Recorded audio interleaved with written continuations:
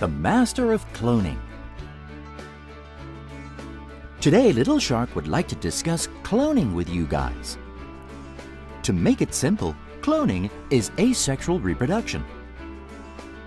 For plants, it means that they can reproduce without seeds. Many plants are born masters of cloning. What are the great masters? There is an old saying, "A carefully bedded flower may not open, but the unintentionally planted willow would sprout and flourish." The willow mentioned above is such a great master of cloning.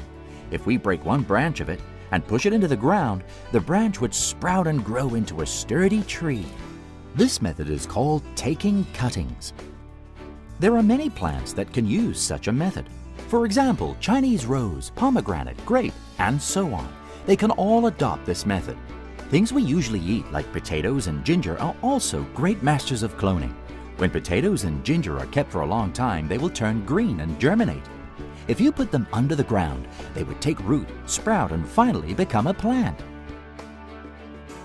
The above ways of plant reproduction all take place without the fruit and seed. It happens just with a small part of the root and leaf.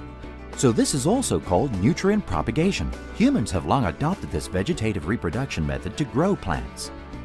In the beginning, people found some willow branches to weave fences, and they plugged the branches into the ground.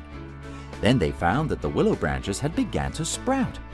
Inspired by this phenomenon, humans started to consciously adopt vegetative reproduction. The most competent master of cloning in plants must be Bryophyllum. This plant, which originates from Africa, can take root and sprout once the leaf falls on the ground. So people gave it the nickname "can never beat to death." Why do plants have such a dramatic ability?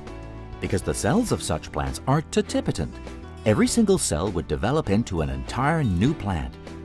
So plants are the masters of cloning on the earth.